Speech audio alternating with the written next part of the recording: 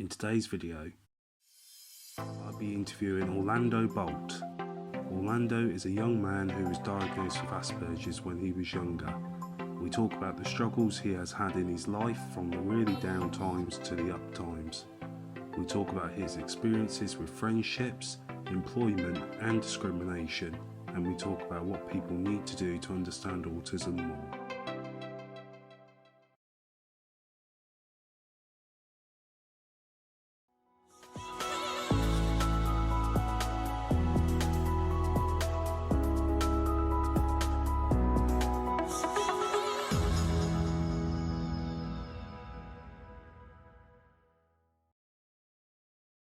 Hey guys, and welcome to another series of the Autism Connections on the MaxiAspie channel. And as you can tell by the introduction, guys, my first guest on this series is Orlando Bolt. So Orlando, thank you obviously for coming on the show for us. Hello everyone, how are we? You're all good? Everyone is good. I suppose my first question is, I always ask people that come on the show, is what is your connection to autism? Right. So I am diagnosed with Asperger's syndrome. Was when I was 14 years old, and yeah, that's pretty much it. And how do you remember how long that sort of diagnosis took for yourself to get that diagnosis?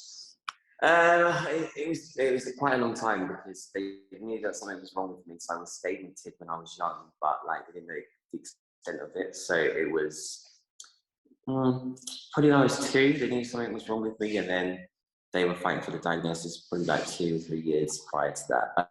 Before the diagnosis, I actually got the diagnosis, so that was what was happening. Do you feel that obviously the diagnosis helped you along the way of just self-acceptance and everything else? Yeah, well, to a certain degree, yeah, because it just makes more sense what's actually happening with me. So it's very, very important to get a diagnosis. Definitely for yourself. I mean, the spectrum is so big and it's so wide. So most people in the autistic spectrum won't understand that, but most people that are high needs, like myself, will understand that a bit more. So it definitely helps, especially with my characteristics on a daily basis, you know. So yeah, it definitely helps. What was it like sort of going through school for yourself? Because obviously my experience with school was quite sort of difficult, and then ended up in an environment which was really good supportive wise, but was quite hostile. But I just wanted to see what your experience was of going through school, being autistic and everything else.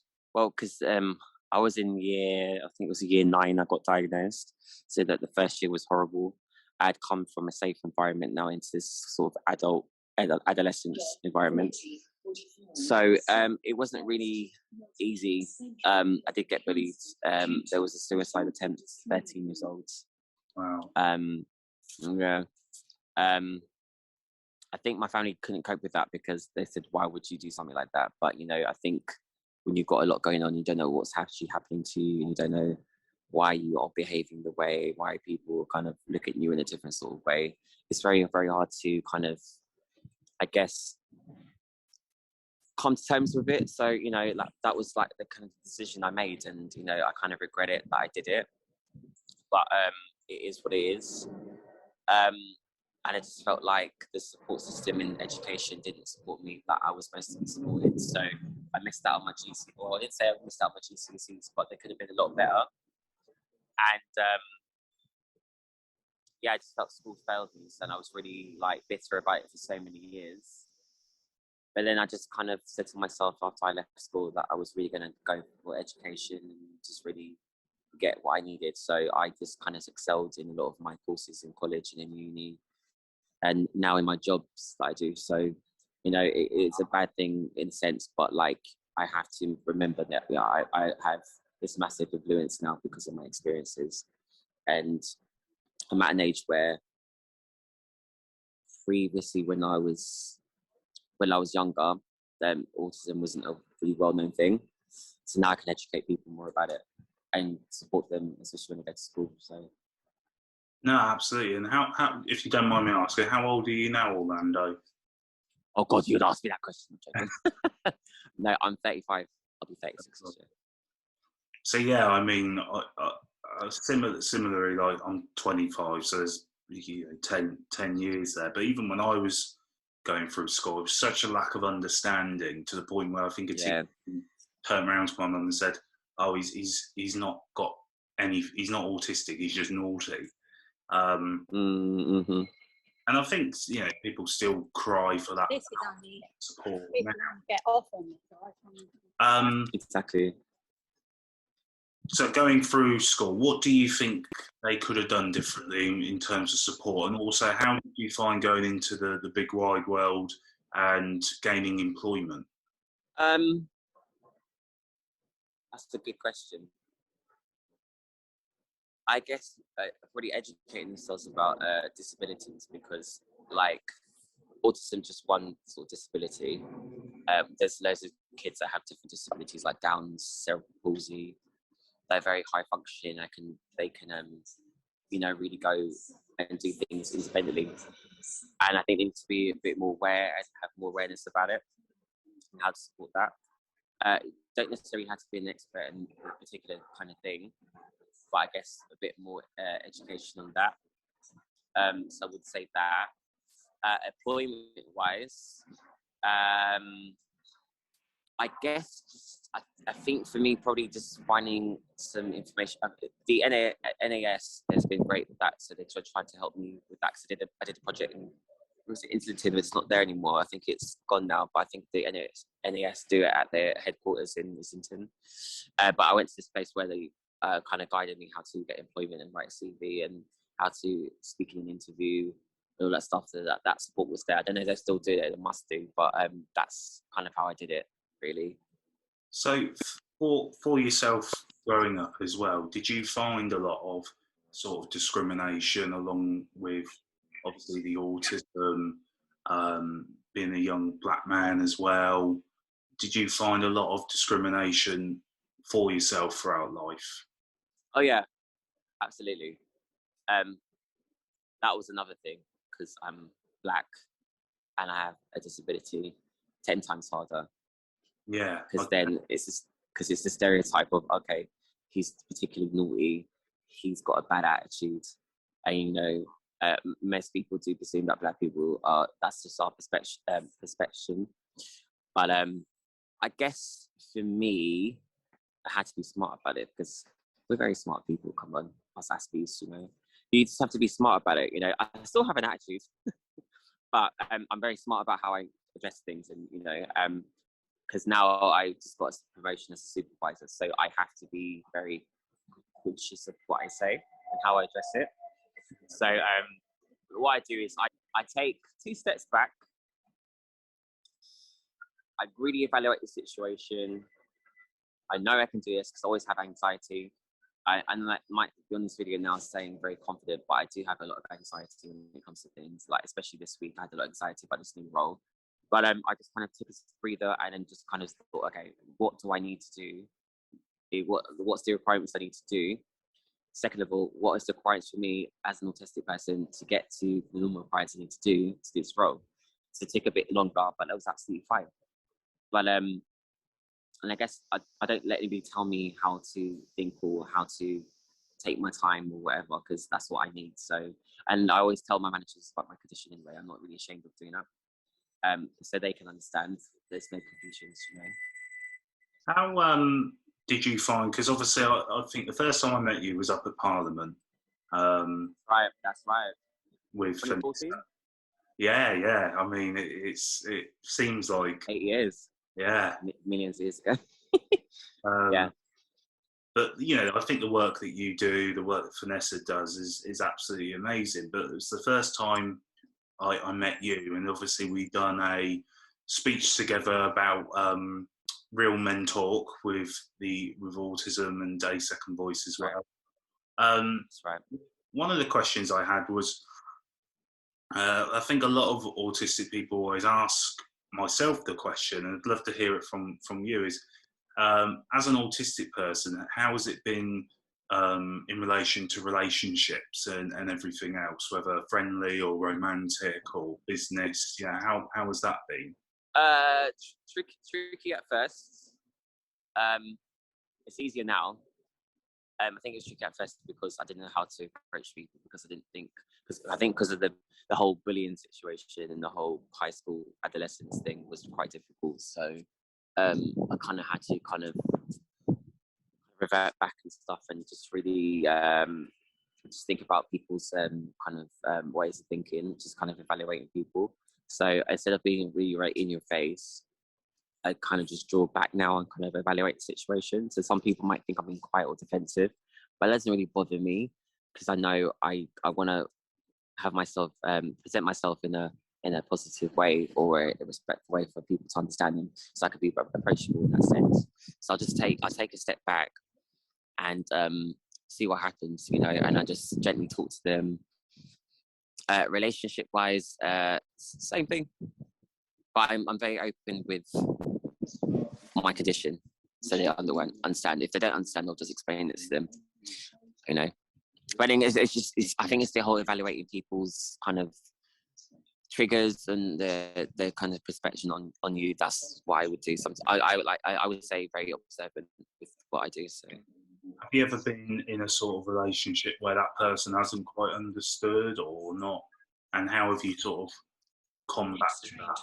Oh yeah, all the time. It's again, I just evaluate it how I see it. If I just feel like I'm not gonna get anything out of it, I'll just walk away and just not even bother.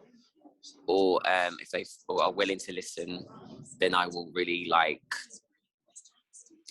just really talk to them in more depth, but not to be overwhelming for them, because the thing about it is, yes, I have the condition, but then it can be hard for them because they might not understand, with my traits or my behaviours. So I had to, it's a two-way thing, I would say.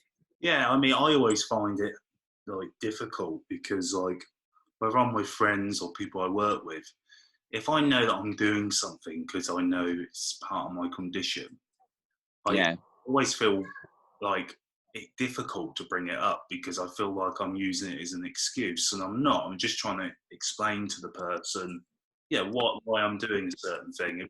Have you ever felt that as well? Oh yeah, all the time.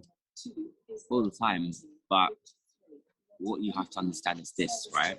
You have to understand that you have to come first. And I learned that probably, I've been like this world for now 35 years. I've only learned it the last 2 years or so.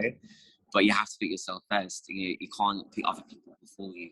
So I don't know if you've experienced this or anybody else is watching this, but I think you've experienced where you overdo it, try and get people to like you and try to be normal, but it doesn't work. You have to stay true to yourself, because you are who you are. And if people don't like it, that's tough business. You can't people, and it just ruins your life when you just miss out so much.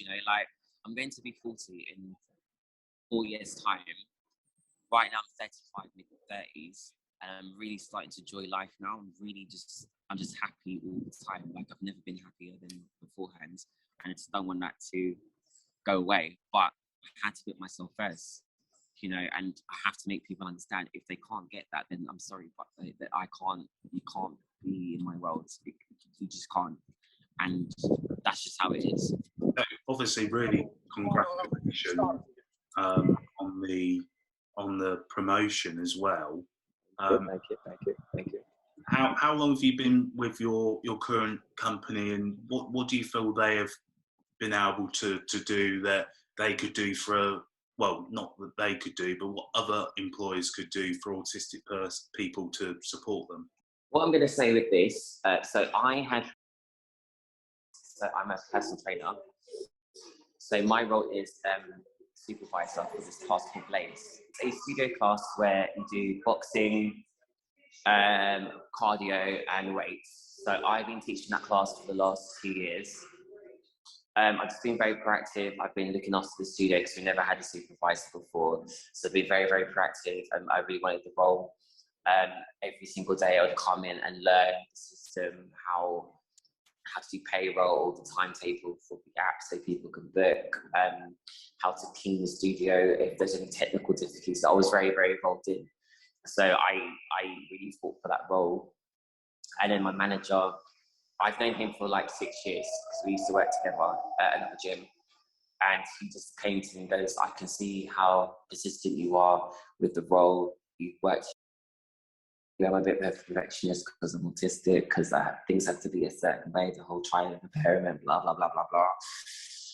And I was talking to him about it, and I said to him, this is what I said to him, I said, I'm actually very taken aback you're actually giving me this role, because I've been fighting this for the longest time and I've had so much rejection.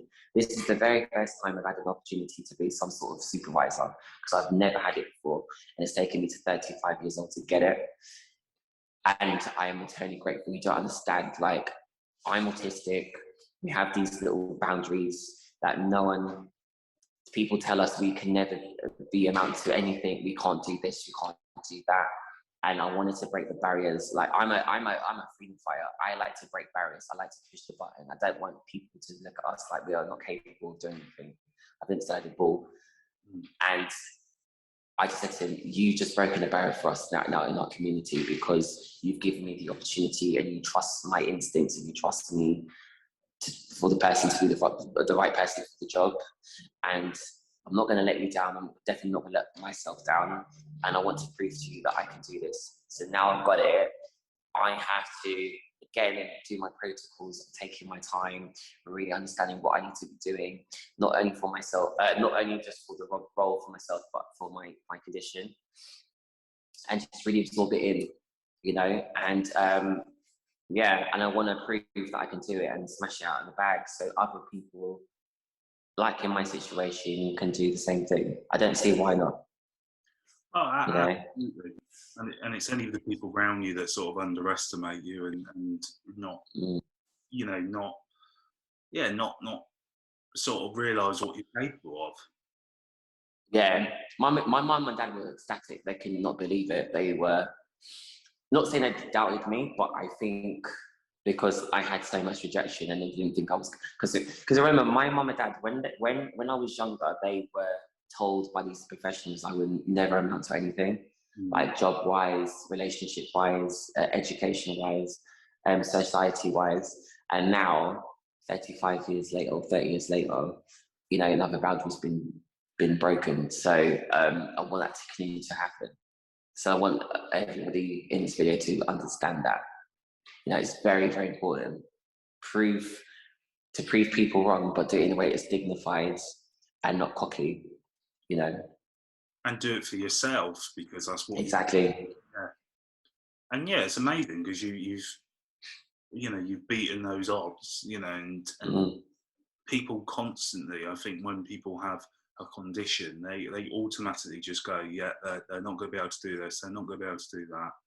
And you're almost doing an injustice to that person from the get-go, because, hey, if you feel like they're not going to, you know, amount to anything, then you can't say 20 years later, you know, as a teacher, oh, I gave everything to that student, when you were one of the people that went, oh, he's probably not going to amount to anything, because if you thought that at the time, surely you didn't give it your all because you thought, well, it's not worth me giving it my all because they're not going to amount to it. So yeah, it's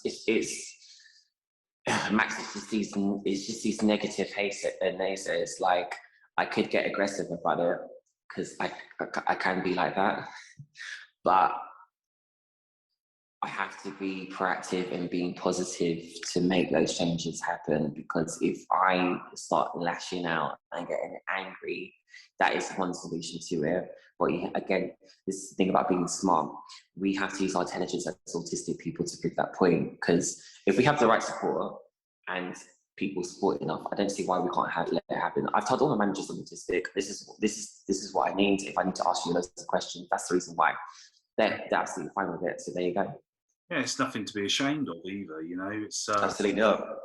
Obviously, from that time of where you attempted to obviously take your life, do you remember what you were feeling then, and sort of what made you obviously go on to achieve what you have today, and yeah, you know, the different sort of thoughts that you had then versus now?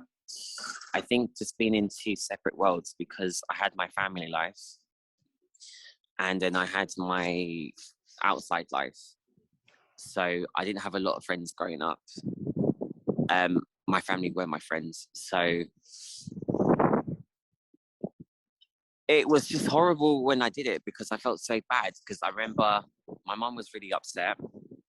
She couldn't understand. My dad was a bit, my dad was really understanding, which was really, really interesting, because I thought he was going to be the one that was going to be the most mad, but it was actually my mum. And I think he kind of understood why I did it. But I just had enough. I literally had enough. I literally said, I don't know why I've left middle school and it's all hunky-dory and I've gone to high school. I mean, don't get it twisted. There were some people in middle school that were horrible as well. But I don't know why this is happening to me. What have I done so wrong? So I did it. Even after I did it, people were still horrible. People were still not sympathetic. It was just horrible. And it made it worse. So I just didn't want to be around anymore, if I'm going to be totally honest with you. It took a long time. It took a very long time. It took about a good, I would say 10 years. It took a long time. I had to really go through to get to another point, because at this point, I never had met anybody else on the spectrum. I never really understood it. So I had to understand it as to why these things were happening to me. Going to the NAS, meeting Vanessa, meeting other people in the spectrum who had different conditions, working in an environment as well. I worked for the NAS. I was a support worker. I really glad I did that 2 years, because I worked in a day centre, and then I went to work in a supported living. I went to see a school. I went to rabbit school. I went to see what the system was like, what the environment was like. And then I think after I understood that, I kind of was very grateful that, my condition, I mean, everybody's condition's just as bad or good or whatever, but I was very, very fortunate that I had the opportunity to think for myself and do things I could do. Compared to other people, they don't have that opportunity. They need a lot of help. A lot of people are as confident as me. A lot of people are not as understand wise as me. So I count my blessings every single day with that. And I think coming to terms with that and understanding that, I really said to myself, okay, I need to change my ways, my mindset of thinking.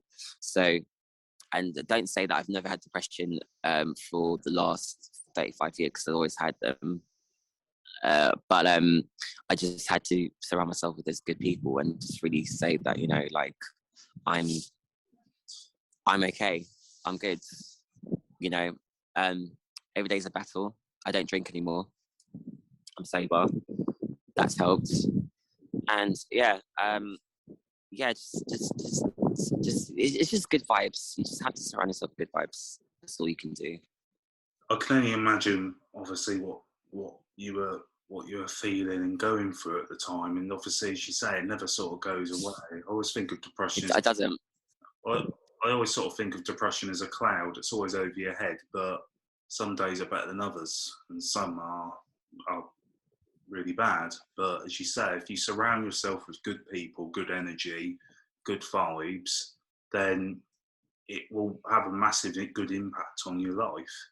My other question is, what do you sort of see for yourself going forward? So you've got this promotion, which is good. You're obviously still promoting and advocating for autistic people to get the same opportunities and same experiences that you have had throughout life. So what do you see for yourself sort of going next? I'm just going to keep doing what I'm doing and living life, man, because I'm in a good spot now, so I don't need to worry about anything else. I'm very good. I'm more confident in myself. I know I can do things. I always doubt myself. I always work out with self-doubt every single day. and that's okay. But I know I can do things and I can achieve things, so I'm just gonna keep doing what I'm doing. I'm doing a lot more charity work this year. Actually, I'm actually running for the NAS. I think the half marathon I'm doing. So I'm doing a lot of charity events this year. So I'm doing some sporting events. So I'm doing half marathon, London marathon, if I get a place, and then some races as well. But I'm doing all these. I'm doing these charity events because I work in a gym environment where a lot of people have a lot of health conditions, and a lot of people are not aware of it. So it's just that raising awareness thing. So that's my goal. I want to do because I'm going to do one for autism, but that's kind of my goal this year, is to do these charity events to raise more awareness. Hopefully go into setting up my business. That's the next thing. Still acting and performing as per usual, and just doing my fitness stuff and traveling more. The acting and performing is something that we obviously bonded over when we done our speech. That's right.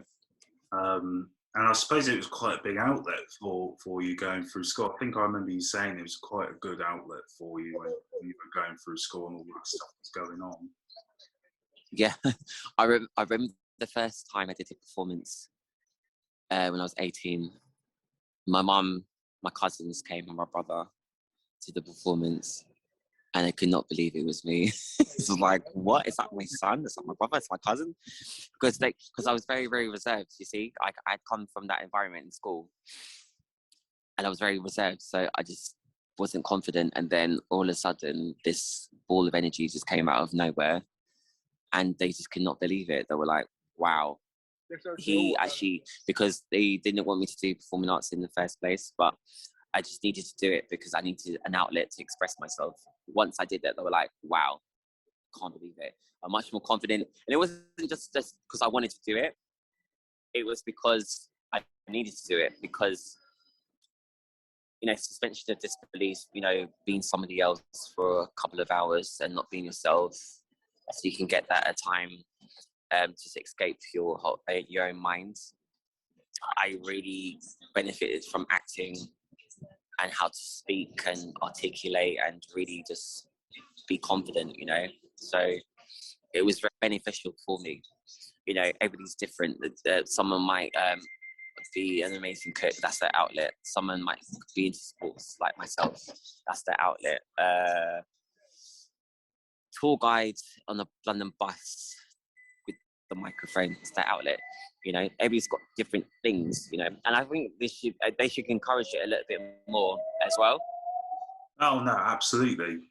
I couldn't agree more, because I think schools focus so much on the education side, and you're not progressing in English or math, whereas what you should be doing. But then you discover that you've got this amazing talent for singing or cooking or as you say, whatever you're doing. Those are just as important to me than the English and maths, but somehow sometimes they still sort of get not treated as important because it's not the core subjects. Yeah, I think another thing as well, it's like, yes, I know autistic people have a certain talent, but it's the thing of like, have you even asked? Because I wasn't even asked, because I was forced to do art and design because I was good at it. I didn't necessarily wanted to go to art school. I went to college just to please my parents, but because that's what they thought it would be easier for me. But that was just not my route. That was not what I was gonna get out of it. I would be stuck in the classroom just drawing. That's fine, but I needed more. So definitely asking them what they want to do is very, very key. Oh, yeah, absolutely, and I really do resonate with the acting and the performing, because essentially you're masking all the time around people. So when it comes to putting on a performance and acting or singing, you sort of already good at it, because you do it in your day-to-day life around people. Oh yeah, everything's an Orlando show. Yeah, definitely. Yeah. Someone once said to me, like, how I describe autism is everyone else has got the script, but I haven't. And I'm just sort of guessing all the time. That's so true. That is so true. That's so true. I couldn't agree with you more. I suppose my last question would be for you, and obviously everything that we spoke about in today's episode is what would you want people to take out of this speech and your journey?